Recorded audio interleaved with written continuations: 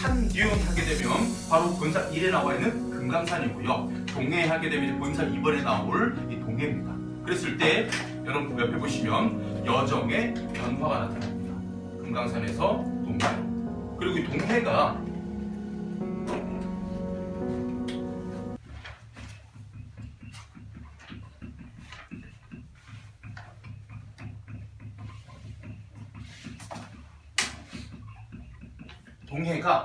관동 팔경이라는 걸 중심으로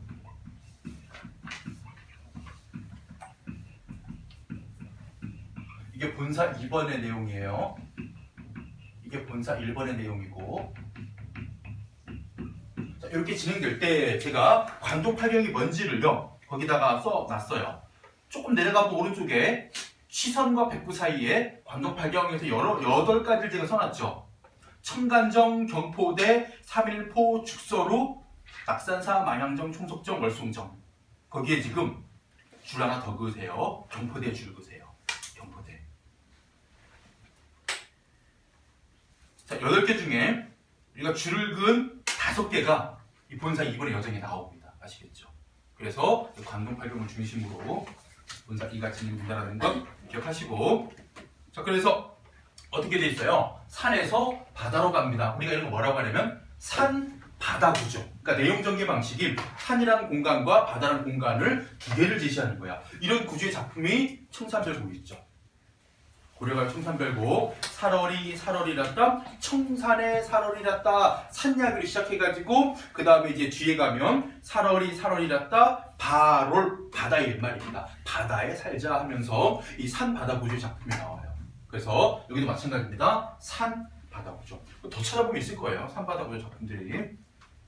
자, 그래서 동해로 가졌구나. 남여 완보하여. 남녀가 덮개 없는 가마, 뚜껑 없는 가마인데 이 가마, 옛날 여러분들 사극 같은 거 보시면 여인들이 타는 막 지붕도 있고 벽도 있고 다 있는 가마도 있지만요. 보통 사대부 남성 관리들이 타고 있는 가마가 나무로만 틀로 돼 있고 그냥 딱 앉아가지고 앞에서, 그죠? 뭐 누구 어르신 납신다 물러거라 하면서 갈 때 그 가마 있잖아요. 요건 관리들만 타는 가마예요. 그럼 이때 남녀라는 소재는 화자의 신분을 암시하는 소재입니다. 화자 신분 뭐예요? 관찰사. 참고로 우리가 아까 어떤 친구가 질문했는데 좋은 질문했습니다. 서사 부분에서요 화자 신분을 암시하는 것 중 하나가 뭐가 있었냐면 옥절도 있지만요, 임금이 주신 관리의 신표도 있지만 연추문도 있어요. 연추문. 왜냐하면 서울에 있는 문 중에 연추문은 관리들만 드나드는 문이었기 때문에 화자의 신분이 이 관리다, 관찰사다라고 보여주는 소재 중에 연추문도 있었습니다. 자, 그 다음에 자, 이렇게 해서 어디로 갑니까? 산, 영, 누 해가지고 동해 여정, 관동팔경은 아니고 산, 영, 누가 올라가니 그 다음 영농벽계와 수성제조는 이별을 원하는 듯. 지금 제가 이거 사음보로 맞춰가지고 이 칸을 편집했는데 삐져나가서 두 줄이 됐죠. 이유가 뭘까요? 얘는 사음보가 아니에요. 지금 얘 유금보로 되어 있는 구절입니다. 영농벽계와 수성제도는 이별을 원하는 듯. 파격 유금보가 사용된 부분이에요. 원래는 가사는 네 음보로만 이루어져야 되는데 이렇게 특이하게 6개의 음보로 이 구절이 이루어졌기 때문에 파격 유음보라고 합니다. 그 다음에 소재를 보시면요, 영롱한 푸른 시내와 개자가 신의 개자입니다. 그 다음에 수성제조 하게 되면 수성, 온갖 소리로, 아름다운 소리로 우는 제 무리의 조, 새들, 산새들. 이때 시내와 새는요 전부 다 뭐하고 있냐? 이별을 원망하는 듯 했기 때문에 직유법과 의법이 사용된 부분이에요. 그리고 감정이입이기도 합니다. 이게 왜 감정이입이냐? 내가 화자인 정철이 금강산을 떠나면서 돌아보면서 아쉽다, 다 못 본 것 같은데 더 봤으면 좋겠는데 라는 자신의 아쉬움을 이 시냇물과 새에다가 이입을 시킨 표현으로 보기도 하고요. 플러스 더 있어요. 이걸 우리가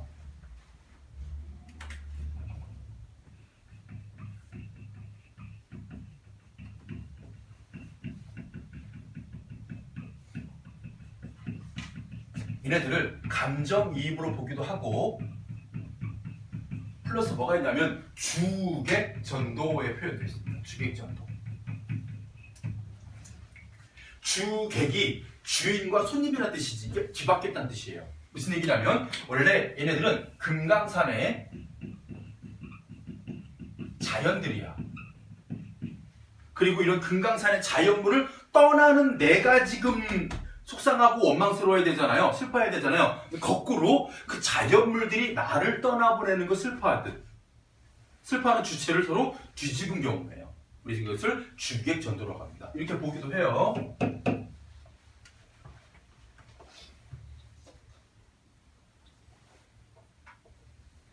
그 다음에 전기를 떨치니 오색이 넘노는 듯 고각을 섣으니 해운이 다 걷는 듯. 자, 이때 전기 깃발들입니다. 펄럭펄럭거리는 거. 고각하게 되면 고자가 북고자고요. 각이 나팔각자입니다. 그랬을 때 전기와 고각은 동해로 출발하는 이 차림새를 어떻게 아주 화려하게, 웅장하게. 그래서 우리가 앞부분에 금강산 출발 때 뭐였어요? 행장을 다 떨치고 석경 돌길에 막대하나 치고 떠난 거야. 그때는 소박했는데 이번에는 화려하게. 왜 그래요? 그렇게 따지지 마시고. 아시겠죠? 참고로 산에 갈 때 금강산 같은 경우는 얼마나 봉우리가 많고 이 산 기슭이 많아요. 거기다 대고 막 행장 막 다 후려가면 이것부터 고생이잖아요. 큰 의도가 없이 그냥 대조적이다만 여러분이 기억하시면 됩니다. 그 다음에 중요한 표현 나옵니다. 명사길. 예전에 선생님이요, 이 명사라는 말을 정극인의 상춘곡이라는 노래 보시면요, 그 고운 모래를 의미하는 명사도 있고요. 그때 명자가 밝을 명자예요. 근데 이때 명자는요, 잘 보시면 새 조자 앞에 이 구자가 되는 명자죠. 그러면 무슨 뜻이냐? 울다 명자, 울다 명. 그러면 이 명사길 하게 되면 맑은 모래길이 아니라 우는 모래라는 뜻입니다. 이 우는 모래가 뭐냐면 이 모래가 쌓여 있는데 사람이 밟고 지나가거나 혹은 말이 밟고 지나가면 거기서 바자작 바자작 소리를 내는 모래라 해서 명사라고 부릅니다. 아시겠죠? 그리고 뭐 명사십리 이런 지역이 있거든요. 그래서 명사길, 이 바닷가 모래길입니다. 닉은 머리, 익숙한 말이 취선, 중요한 거예요. 취선.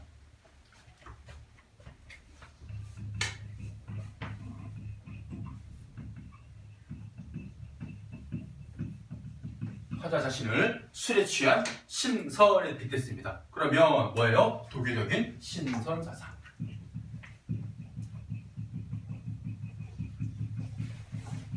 나타나는 부분이고, 그리고 이제 취했다는 건요, 단순히 술에 취했다라고만 보지 마시고 무엇에 취했다? 자연에 취한.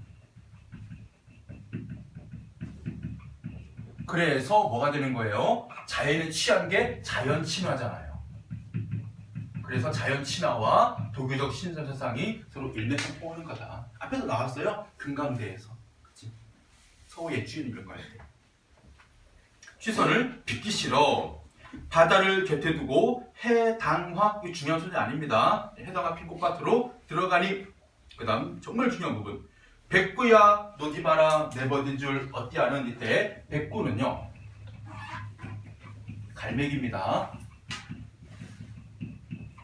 자연물이에요. 자연물을 내 벗 친구라고 여깁니다. 무슨 얘기냐? 인간이 자연물을 친구라고 여기면서 친근감을 느낀다 하면 바로 물아 일체의 대상이 되죠.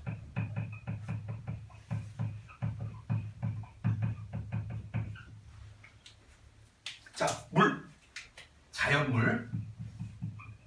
아 하면 화자, 자, 인간. 이때 일체는 일체감, 무조건 서로 뭐 똑같아야 돼, 무슨 뭐 삼단변 신합체해야 돼, 이런 뜻이 아니라요. 이때 일체감은 친근감.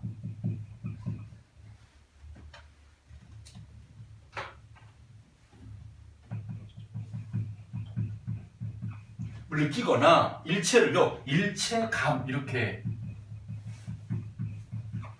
일체감. 서로 생각이 같은 것, 마음이 통하는 것. 선생님 물 사다 놨잖아요. 저기 냉장고에 보면, 그지?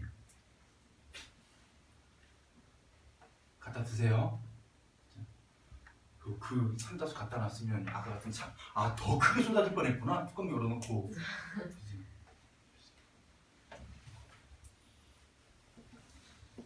자, 그래서 백구야 날지 마라 내 버딘 줄 어띠하노 하면서 이 백구가 뭐의 대상? 물알치의 대상입니다. 비슷한 말로 물심일여도 있어요. 아시겠죠? 물심일여. 자연물과 자연물의 마음과 내 마음이 같구나, 하나구나 이런 뜻이 바로 물심일여입니다. 자, 이렇게 해가지고 어디 산영누라는 여정 속에서 뭐 한 겁니까? 금강산을 떠나는 안타까움과 함께 자신의 심선에 빗대면서 뭐 한 부분까지 백구를 보면서 물알치를 느낀 부분까지 여기까지가 산영누 이야기죠. 그 다음에 금난구를 돌아들어서 어디로 가느냐? 총석정 나왔습니다. 이제 총석정이 바로 관동팔경 중 하나인 동해 여정이죠.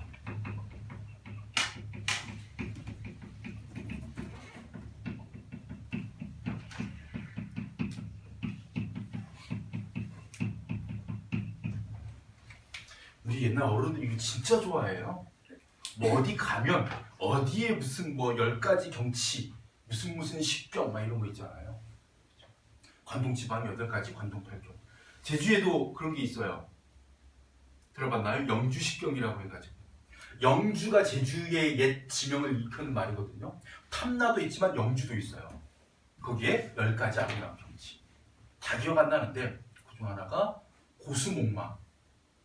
그러니까 나무들이 이렇게 막 그 삼나무에 대부분 옛날에 제주도에 그 과수원 주변으로 이제 삼나무는 방풍이를 심거든요. 그 삼나무가 우거져 있는 그 앞에 말들이 이제 한가롭게 풀을 뜯는 모습.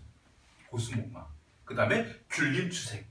그 귤이 이렇게 잘 익어가지고 그 뒤로 이제 한라산이 보이고 하는 가을 경치. 이런 것들이 영주식경에 들어간대요.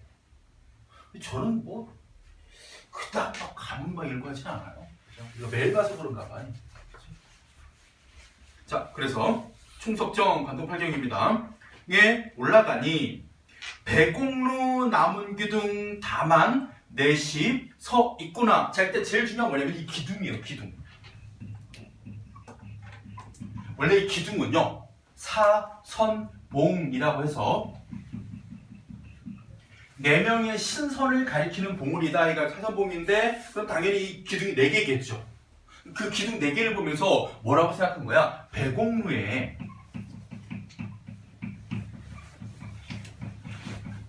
남은 기둥 같구나. 자, 백옥루 하면 누각입니다. 누구의 누각이에요? 옥황상제의 누각이에요. 그럼 어떤 누각일까요? 정말 좋은 소재로 만들어진 아름다운 누각이겠죠. 지붕 없고 벽 없고 기둥만 남은 것처럼 뭐하구나? 이 사선봉이 아름답구나.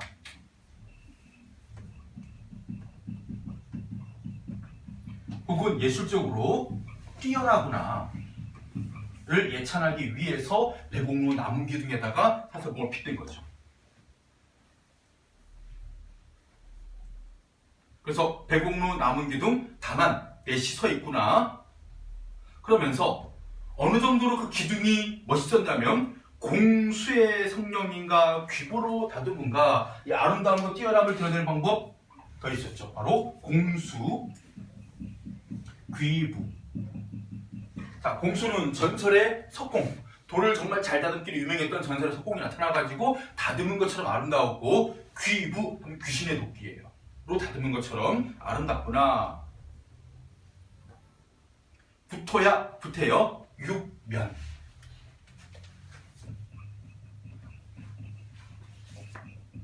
자, 이때 육면은요 6면이에요. 그러면 이때 육면은 바로 우리 육합이라고 해가지고요. 옛날 우리 도명 철학에서 육합하게 되면 6개. 바로 천, 지, 사방하면 동서남북이겠죠. 무슨 얘기? 온 세상을 의미하는 육합. 이 바로 육면기둥이에요. 근데 이거 원래는 뭐지?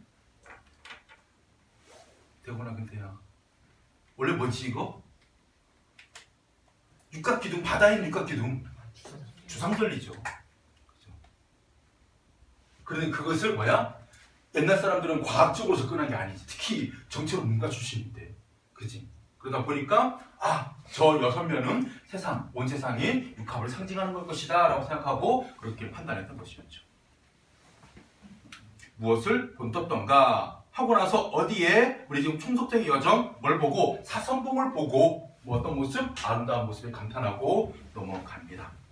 자, 그 다음에 고성을 난 겸한두고 삼일포, 삼일포도 마찬가지.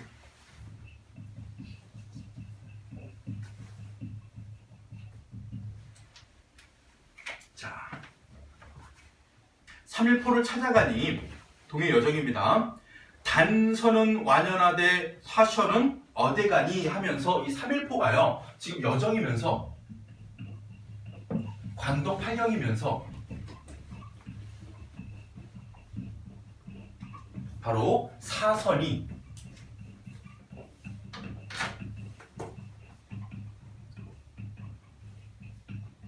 사흘 동안 머문 곳이라는 이름이 유래가 되어서 지어진 게 삼일포예요. 포하면 포구란 뜻으로요 배가 드나드는 것이죠. 그러니까 이곳으로 배를 타고 들어왔다가 뭐 다른 곳에 여행하고 다시 배를 타고 나가고. 우리 그 포로 끝나는 지명 중에 되게 유명한 지명이요. 옛날에 중국의 황제가 심심해서 점을 쳐봤대요. 그래서 야 심심한데 우리 중국이 앞으로 얼마나 잘 될지 한번 점쳐보자 했는데 점쟁이가 요즘 좀 이상한 기운이 있네요 하면서 우리 동쪽에 가면 작은 섬 하나가 있는데 그곳에 기운이 너무 세서 영웅이 나올 겁니다. 그 영웅이 대구 중국을 위협할지 모르니까 그걸 좀 막아야 되겠습니다. 그래서 이 중국 황제가 사람을 보내요. 어디로? 우리 이 제주 지역. 사람 보낸 다음에 한라산으로 올라갑니다. 한라산은 그때는 옛날엔 백골짜기였대요. 골짜기가.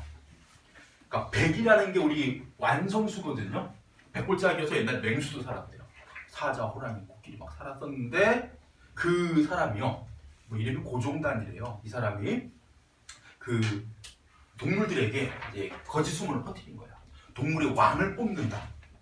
그럼 당연히 자기가 맹수라고 여기는 동물들 다 모일 거 아니에요. 어디에? 100번째 골짜기에서 다 올라온 거예요. 동물들이 다 맹수 같은 애들이 모이니까 거기에서 이 고종단이 큰 바위를 무너뜨려 가지고 그 동물들 다 매몰시켜 죽여버리고 이 골짜기 하나 없애서 99골짜기로 만들어버려요. 그래서 100골짜기가 아니고 맹수도 없어서 영웅의 기운이 없는 산으로 만들어버린 그 한라산이었대요. 그러고 나서 임무 다 했으니까 돌아가야죠. 어디로 돌아가요? 서쪽으로 돌아가야죠. 중국이 서쪽에 있으니까 서쪽으로 돌아가는 포구 이게 서귀포의 유명해요. 이 이름의 유래예요. 몰라도 돼요. 그냥 얘기한 거야. 삼일포의 이름의 유래가 사흘 머문 곳이다 해가지고 삼일포라고 이름이 된 것처럼. 그렇죠? 자, 그래서 삼일포를 찾아가니 단셔 벼랑에 붉은 글씨가 있었대요. 똑같아 옛날이나 지금이나 이 붉은 글씨가요. 영랑도 남석행이라고 해서 영랑 이 4명의 화랑 중 1명이에요. 참고로 이 사선이요.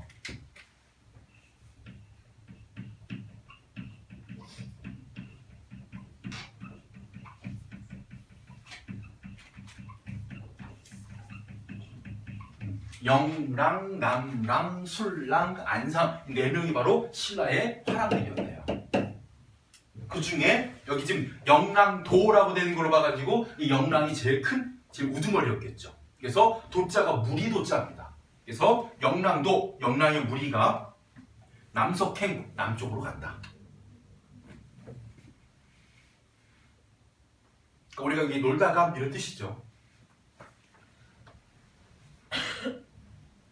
그래서 단서는 완연, 뚜렷하지만 사선은 어디 갔는가? 이거 뭐예요? 사람은 없는데 그가 남긴 흔적, 예술작품 이런 것들은 오래오래 유지가 되는 그런 대조적인 의미가 됩니다. 이에 여기서 사흘 머문 후, 사흘 동안 머문 후 어디 가서 또 머물렀는고 이게 바로 삼일포의 지명 유래가 되죠. 예전에 여러분들 막 부모님 때, 참고로 저는 수능세대예요. 부모님 때는 막 학력고사 같은 거 보시면요. 진짜로 막 다 외우고 막 그랬던 시절이었거든요. 그때 이 화랑 4명 이름 뭐냐? 이런 것도 물어봤어요. 터무니없이. 그러다 보니까 그때 막 암기법들 있잖아요. 그래서 이런 식으로 외우셨대요. 자 보세요. 밑줄 그은 단어만 이어서 읽어보세요. 조영남 술 안주 이렇게 되는 거예요. 옛날에 조영남이라는 가수가 있었거든요. 학개장터 부른 아저씨, 뿔탈병 쓰고 서울대 나오고 여러분 여기는 KBS 막 채용 찰배 그 채용 찰배인데 이 아저씨 이름 따가지고 조영남 딱 끊고 술 안주 이렇게 해서 진짜 옛날엔요 그 외우는 기법 요거를 가지고 막 그 학원에서 막 통하고 이런 시절이었죠. 요즘에는 그렇게 암기시키는 게 아니고 뭐 하는 거야 그냥 응용력, 사고력, 판단력, 이해력 이런 것이기 때문에 이런 건 옛날 이야기입니다. 그래서 우리가 문법이 그저잖아. 문법이 다 보기 지문으로 다 제시해 주잖아. 규칙, 현상, 예시 이런 것들.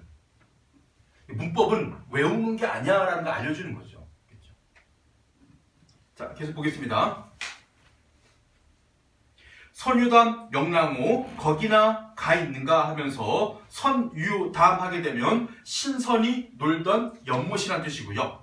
우리 연못을 의미하는 말 중에 연자도 있고 소자도 있고 담자도 있어요. 아시겠죠? 그 다음에 영랑호 하게 되면 영랑호가 바로 뭐예요? 이 영랑 이름을 딴 영랑호예요. 그래서 선유담은 사선이 놀던 연못, 명랑호는 영랑이 머물렀던 호수 해가지고 전부 다 누구와 사선과 관련된 지명들입니다.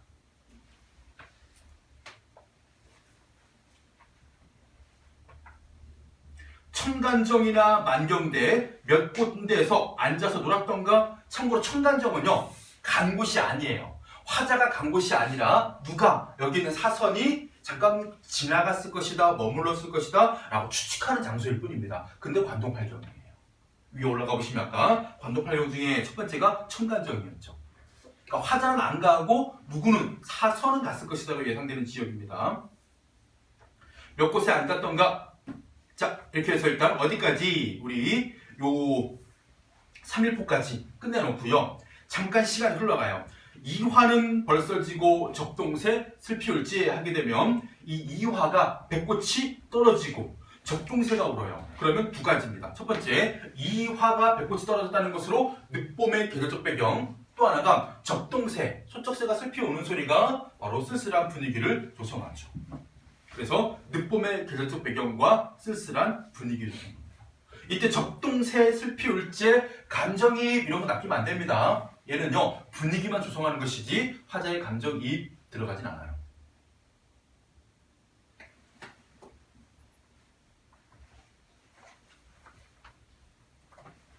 자, 낙산 동반, 낙산사 동쪽 언덕으로 의상대 올라앉아. 실제로 여러분들이 낙산사라는 절 옛날에 화재 사건이 있었는데요. 올라가면 그 낙산사 절을 지나서 좀 더 바닷가 쪽으로 동쪽으로 나아가면 거기에 이제 누가 하나가 있어요. 그게 의상대예요. 예전에 그 수학여행 갔다가 한번 가봤는데 정말 우리가 그 상상하는 그대로입니다. 동해 바다가 쫙 펼쳐져 있고 이 정자가 하나 있고 옆에 소나무들이 우거져 있고 이 뒤로는 이제 절이 하나 있고. 그래서 낙산사는 관동팔경이에요. 그렇지만 의상대는 관동팔경은 아니고 그냥 그 옆에 있는 동해 여정입니다. 실제로 간 곳이 의상대입니다. 낙산사 동쪽 언덕으로 의상대에 올라앉아. 그 다음 여정 의상대.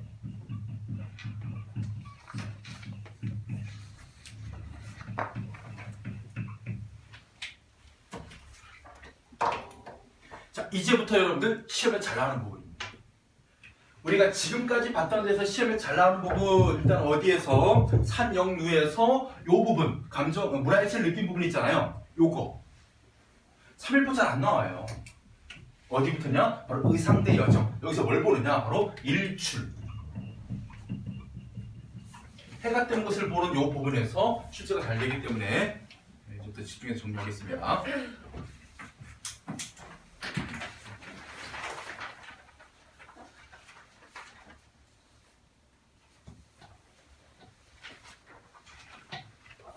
피곤하다. 졸리고. 자유로 갈까? 소리고 가야 될 거예요 아마. 화면이 얼굴에 정확히 찍히니까. 전국방송 탔어 이제. 찍고 있어요? 네. 그 선생님 예전에 어느 학교에 근무하고 있을 때 그 수업 시간에 잠을 자는 애들 있잖아요. 그 친구 4배 있어요. 항상 그렇게 이렇게 하면 되잖아. 이러고 하면 되지. 가리잖아요. 어? 가리잖아요. 괜찮아요. 아, 나 뭔 얘기했지? 옛날에 한 학교에서 자는 자는 가장 서열 낮은 애가 잠쟁이는요. 그러니까 수업 시간에 상식적으로 졸아. 근데 깨우면 깨나. 잠쟁이야. 잠왕이 있어요. 잠왕. 잠왕은 뭐냐면요. 수업 시간은 쫙 자고 쉬는 시간은 다 깨나요. 얘는 수업 시간에 깨워도 안 깨나요. 근데 저희 반에 잠신이 온 거예요. 잠신. 더 재밌는 건 얘가 전화고 학교 이름도 잠신고예요. 서울에 잠실하면서 잠신고 있어요. 서울도 엄청 많이 보내고 선생님들 엄청나게 유능한 잠신고등학교. 얘가 온 거야. 아빠가 거기 임원이었나 봐. 그 이름 대면 다 알아주느라 부지 대기업 있잖아요. 거기에 있다가 퇴임을 하시고 중간에 이제 이제 내가 이재용하고 밥 먹기 틀렸나 보구나 생각해서 이제 물러나셔가지고 오신 거지. 그래서 아들 덩달아가지고 같이 이제 온 거. 그래서 얘가 처음에는 그냥 자기가 워낙에 이제 명문고등학교에서 그래도 한 중위권 정도 하니까 제주도 시골 초코서 보면 자기가 좀 상위권을 주름받겠거니 생각해서 왔는데 애가 온 지 3일 만에 뭐라고 해야 되니? 포기 선언을 한 거야. 선생님, 여기 장난 아닙니다. 왜? 제가 자습 시간에 봤는데요. 모든 애들이 수학 점수를 풀고 있어요. 모든 애들이. 어떻게 한 반 40명에도 수포자가 한 명도 없습니까? 이런 학교거든요. 그때 좀 유명했던 때였어, 걔네들이. 전국연합 봤는데 1등급 25% 나올 때였어. 한 학교에서 100명 중 25명이 1등급인 거야. 수학 1등급. 모의고사 보면. 그 시절이었어요. 그래서 얘가 그냥 나 이거 안 되겠구나. 더 무서운 학교구나.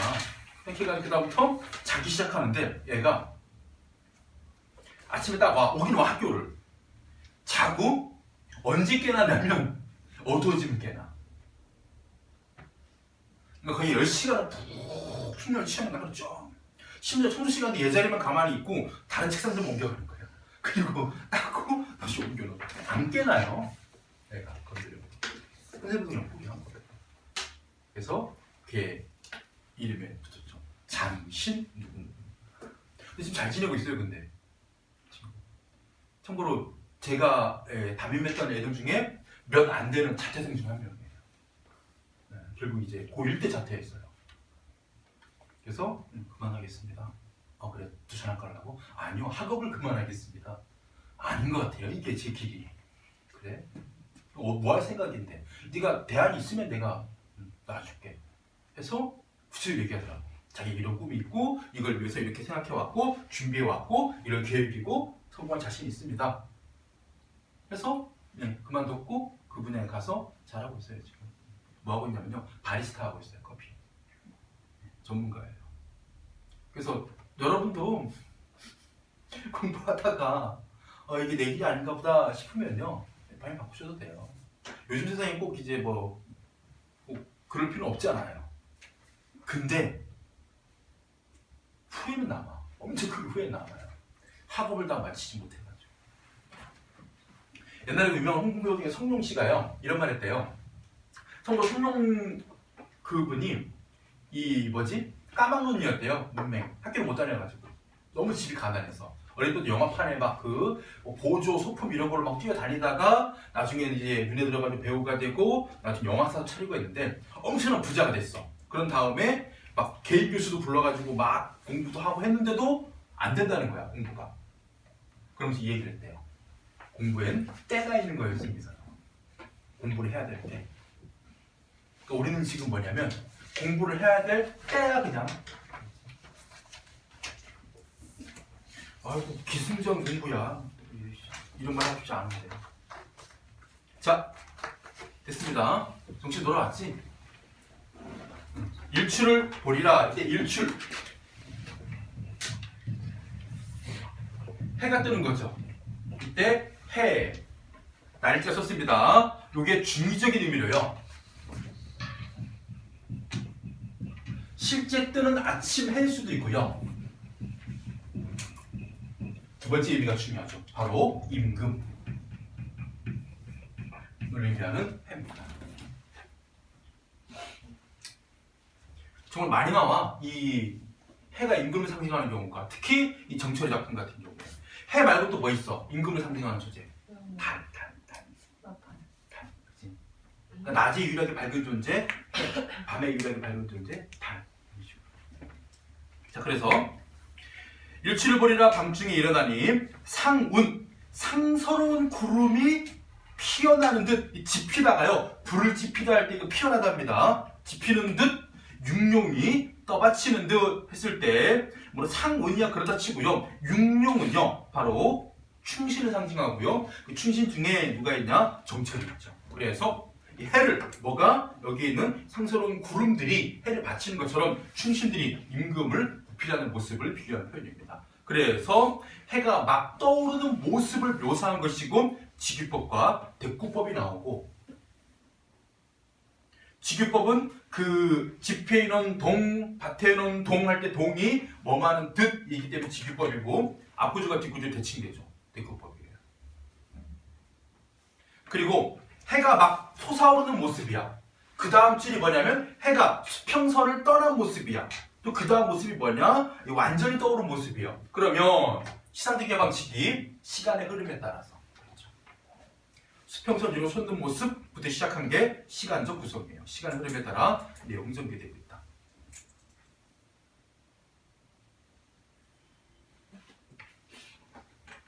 바다 해 떠날 때는 만국이 이리더니 온 세상이 일렁이는 듯 하더니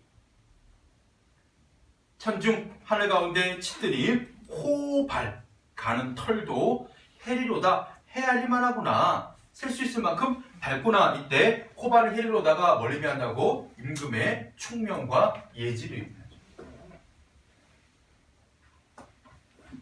근데 임금의 충명과 예지가 언제? 구름이 없이 해만 맑게 떠 있을 때 가능한 거예요. 근데 만약에 이 해가 떠 있는데 충명과 예지가 있는 그 해를 뭐가 가려버리면 구름이 가려버리게 되면 이 털을 셀 수가 없겠죠. 그럼 뭐 하는 겁니까? 임금의 충명과 예지가 흐려지는 상황을 얘기하죠. 그 다음이 바로 이겁니다. 아마도 멸구름 지나가는 구름이 그 근처에 머물까?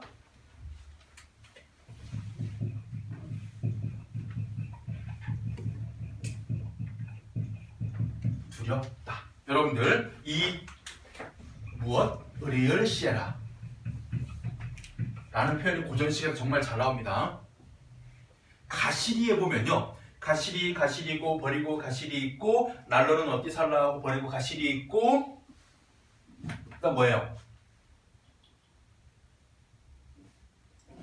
잡사와 두어리 만나는 붙잡아두고 싶지만 선하면 아니올시에라.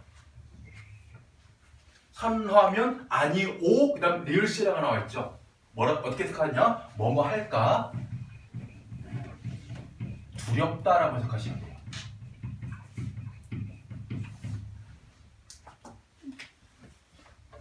선생님처럼 막 수업하다가 관련 작품 막 튀어나오고 이러는 거 보고 와, 저 정도 대학 국어를 좀 점수 나오나? 그러지 마세요. 우리 직업병이고요. 워낙에 많은 작품들을 알다 보니까 그냥 불쑥불쑥 생각나는 것이고 여러분이 그 정도까지 아실 필요는 없어요. 근데 그게 또 시험에는 또 중요해요. 왜? 학교 선생님도 그 생각이거든요. 저거 똑같아요. 뭐뭐가 나오면 이런 부분에 해서 물론 여기가 직접적인 건 아니지만 해가 나왔을 때 이게 임금을 상징한다. 구름이 나왔을 때 간신을 상징한다. 이런 거는요. 다른 작품에서 발견이 돼요. 그러면 이거 무조건 출제 요소예요. 이렇게 생각하면 돼. 우리 문학이 왜 학교 내신이 어렵냐면 이거야. 출제가 되는 그 작품이 있고 이 작품과 관련 지어지는 다른 작품들이 있잖아요. 내가 관동불곡이야. 그럼 관동불곡에 전체적인 시상제계 방식과 유사한 거 찾을 수 있고 표현법 유사한 거 찾을 수 있고 시어의 의미 유사한 거 찾을 수 있고 화자의 태도 유사한 거 찾을 수 있고 이런 게 너무나 많잖아요. 이런 애들이 다 출제 요소란 말이에요. 이걸 학교에서는 그냥 툭툭툭툭 던져주거나 심지어 던져주지도 않아요. 어떻게 하냐 너희들이. 찾아서 그 작품을 한 번쯤은 그러니까 제목이 있으면 이 작품 어떤 내용이다라고 간단하게 정도는 정리를 놓으셔야 돼요. 그리고 선생님이 수업 시간에 CF라고 달아주잖아요. 그걸 여러분들이 꼭 선생님 그 제목 써주셨으니까 그냥 제목 알고 끝나면 되겠죠? 그러면 안 돼요. 여러분. 자기가 한번 찾아내셔야 돼요. 그 작품.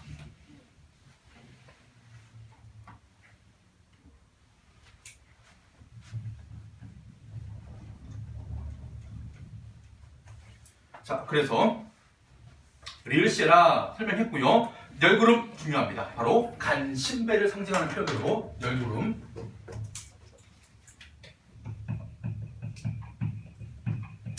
정확히 말하면 구름만. 그렇죠? 간신배.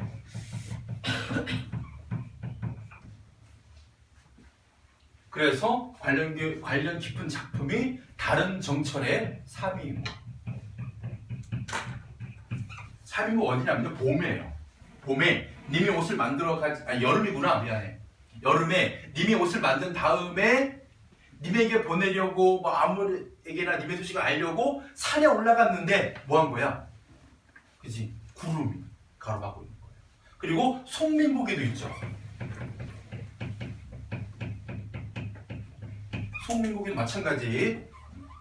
님의 소식을 알려고 산에 올라갔더니 구름이 뭐 한 겁니까? 님의 소식을 가로막고 있는 거예요. 그래서 사민국에도 송민국에도 모두 구름이 다 간신을 의미하는 거예요.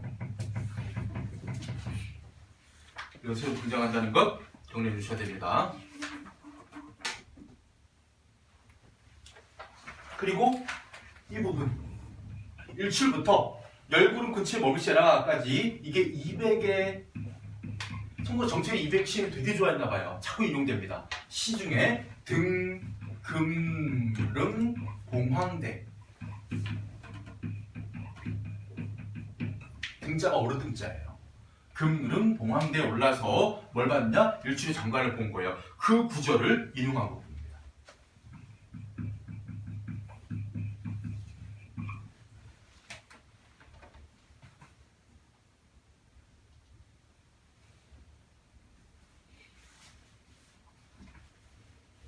그래서 시선하게 되면 200을 의미하고요. 이태백입니다. 해타. 원래 해타가 그 침과 혀란 뜻이에요. 이 해타가. 근데 사람이 침 튀기고 혀로 뭔가 움직인다는 얘기는 말을 했다는 얘기입니다. 그럼 해타는요, 무슨 뜻으로 바뀌었냐면요, 어른의 말씀 혹은 좋은 말씀 이런 뜻이 해타예요. 그랬을 때 여기서는 바로 200이 남긴 좋은 말씀, 바로 등, 금, 능, 봉황대라는 작품의 구절이 바로 해타가 되겠죠. 그래서 누구는 200은 없고 뭐만 남았다? 그가 지었던 등, 금, 능, 봉황대의 구절만 남았구나. 천지간 장한기별, 이게 장한기별이 바로 등, 금, 능, 봉황대에서 묘사한 일출의 장관이에요. 바로 이 부분이었습니다. 이게 바로 천지간 장한기별인데 혹시나 해서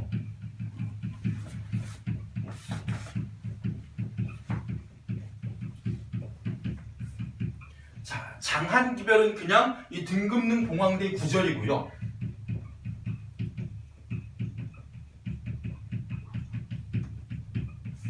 그리고 그게 해타예요. 근데 왜 하필이면 천지가니까 하늘과 땅 사이. 자, 요거를 예전에 모의고사 했던 것 같아요. 어떤 식으로 얘를 풀어냈냐면요. 바로 200과 정철이 살았던 시대가 아주 다르죠. 중국 당나라 때 우리로 치면 삼국시대입니다. 신라시대. 그리고 정철은 조선시대 사람이에요. 이 사이가 1000년이에요. 그래서 200이 살았던 시대와 정철이 살았던 시대의 시간차 1000년을 어떻게 했다? 하늘과 땅 사이는 수직적으로 거리감을 드러낸 것이다.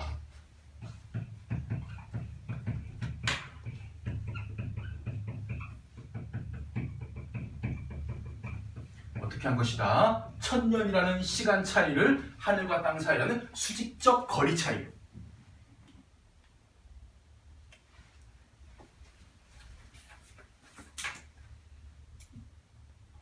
이런 거지.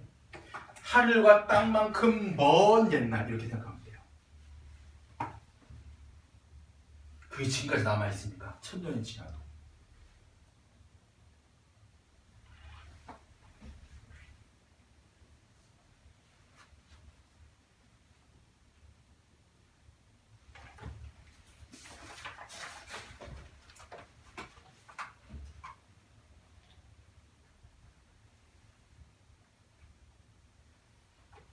됐지?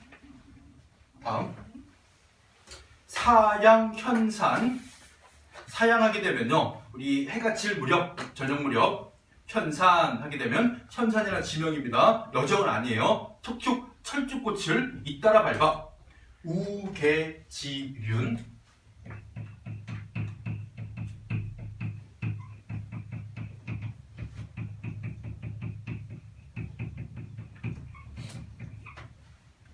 참고로 이 우계지륜 할 때 우자가 깃털 우자예요. 그러니까 깃털을 단, 뚜껑에다 깃털을 단 륜, 바퀴륜, 수레를 의미합니다. 그러면 신선이 타는 수레로요, 누구? 바로 화자의 자기가 타고 있는 수레를, 신선의 수레를 빗댔다는 얘기는 자기를 뭐에 빗댄 거야? 신선에 빗댄 거예요. 그래서 도교적인 신선사상.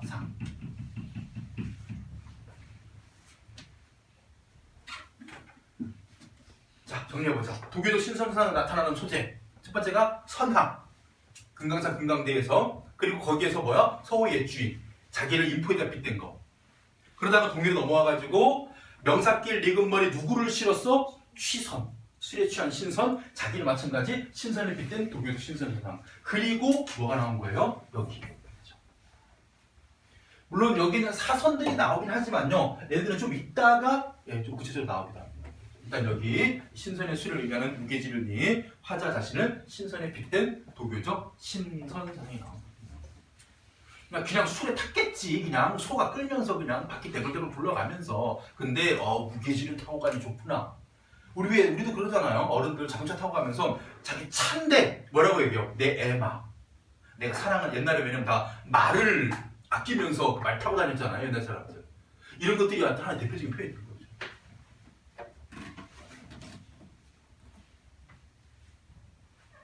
그 얘기하니 갑자기 19금 얘기가 생각나고 그랬어. 고등학교 2학년 때요. 얘기할게요. 말 나온 김에. 해놓고 안 하고 끝나니까. 민망해도 그냥 들으세요. 여러분들 그 모교 이야기예요. 지금 안 계신 선생님입니다. 저희 때 같은 경우에는 그 남자애들이 그런 어떤 그 호기심, 궁금증 이런 거 있잖아요. 그런 걸 해소하는 방법이요, 그냥 사진, 책 이런 거밖에 없었어요. 어떤 애가 구해온 거야. 애들 40명이 다 몰려들어가지고 우와, 너 막 같이 구경했지. 나도 같이 구경했어. 나도 남자니까. 그래서 막 보고 있는데 갑자기 옆에서 뭔가 냄새가 우리 학생의 냄새가 아닌 냄새가 옆에 나는 거야. 사람 옆에 있는데 막 그 담배 냄새가 나. 그래서 누구나 담배 피우고 선생님이야. 옆에서 같이 보고 계신 거야. 그러더니 그 애들 틈으로 손이 쑥 들어가면서 탁 채고 잡고 빼내시는 거죠. 그러니까 그 안에 있던 애가 누구냐 하는데 파리 교복이 아닌 거야. 그러니까 와이셔츠 그래도 우리 교복은 흰색 입잖아요. 그러니까 아닌 그 색깔이 못 빼니까 애들도 다 당황해서 촥 하고 그 모세기둥처럼 열리더라. 이 어린 놈들이 말이야, 대가리 피도 안 마는 것들이 벌써 이런 거 보고 싶더라. 공부를 하고 그거를 들고 가시는 거야. 그래서 우리는 우리에게 나쁜 그런 음란마귀 같은 책이니까 선생님이 다 없애버리시겠지라고 생각하고 믿고 살았죠. 그러다 어느 날 청소 배정이 바뀌었어. 그래서 교무실 청소가 된 거예요. 교무실 가가지고 막 선생님 그 교무실 바닥 쓸고 막 책상 이렇게 막 옛날에는 선생님 교무실에서 막 다 담배 피셨거든. 막 잿더리 피우고 맨날 그랬어요. 교무실에 담배 피셨어요. 선생님 책상마다 기본적인 게 잿더리였어요. 그럼 저녁 때가 아니고 수북이 쌓여있어요, 꽁초들이. 그걸 이제 쓰레기통에 비우려고 밑에는 그 파란색 쓰레기통 있잖아요. 왜 뚜껑 달랑달랑 거리는 거. 딱 따가지고 딱 비우려고 딱 하는데 그 책상에 보면 밑에도 이게 있잖아. 위에도 책꽂이가 있지만 밑에 그 발 있는 앞에도 보면 이렇게 뭔가 물건 넣을 수 있게 됐잖아요. 거기에 책들이 쫙 꽂혀 있는데 그 중에 한 절반은 컬러예요. 영어로 뭔가 막 써 있어요. 혹시나 해서 툭툭 챙겨봤는데 컬렉팅하고 계시더라고요. 그때 딱 느꼈죠. 우리 선생님은 남자구나. 내 얘기 왜 한 줄 알아? 아까 애마 하니까 저 고등학교 1학년 때 봤어요. 친구 집에 가서 그 에마 부인이라는 한국 영화를. 죄송해요. 자, 우계지루님 경포.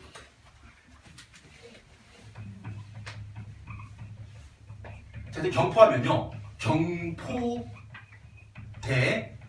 혹은 경포 호수를 아우르는 지명으로 경포대에 하게 되면 뭐가 되느냐? 바로 동해 여정이면서 경포대가 관동 8병 중 하나에 들어갑니다.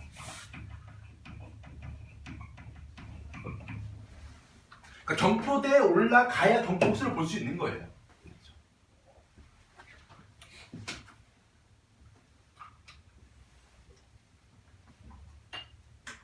자, 그래서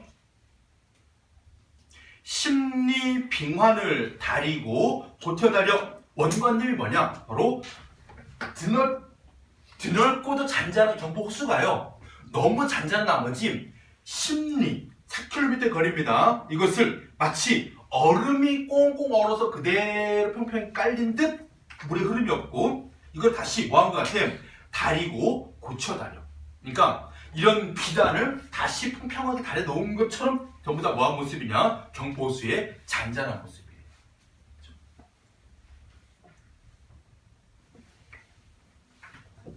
그래서 원관념은 경포호수이고 심리빙환을 다리고 고쳐다려 해서 어떤 모습? 잔잔한 모습.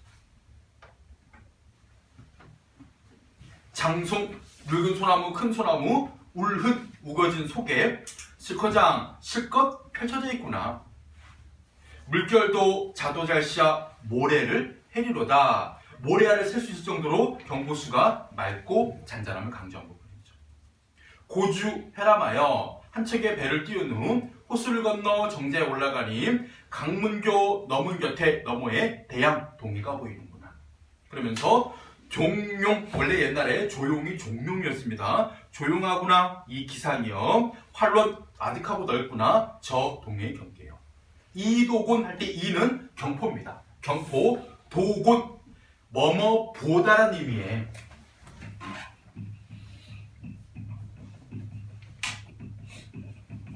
비교의 의미를 지니고 있는 부사격 조사 도곤. 그래서 이보다, 여기보다라는 뜻입니다. 바로 이곳, 어디보다? 경포보다 가자인데 갖춘 데가 또 어디 있단 말인가? 뭘 갖춘 거예요? 맑고 잔잔하고 깨끗함을 갖춘 것이죠. 그래서 이곳이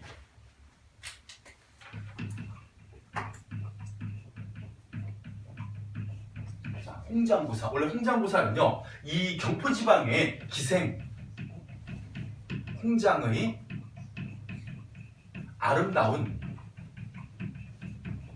사랑 이야기를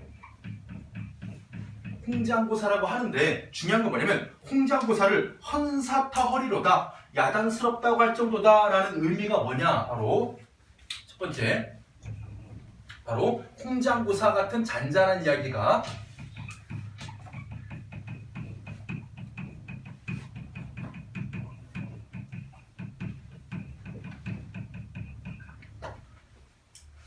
홍장고사가 잔잔한 이야기고 홍장고사가 시끄럽다고 여겨질 만큼 뭐한 조용한 경포의 모습을 강조하기 위해서, 두 번째가 이런 홍장고사 같은 이야기가 있음직한 아름다운 지역이라는 의미가 두 가지가 담겨있는 표현이에요. 그러니까 이 지역이 너무 아름답기 때문에 당연히 아름다운 지역에는 아름다운 얘기가 수없이 많겠지. 그 중에 홍장고사가 시끄러울 정도로 더 아름다운 얘기가 많은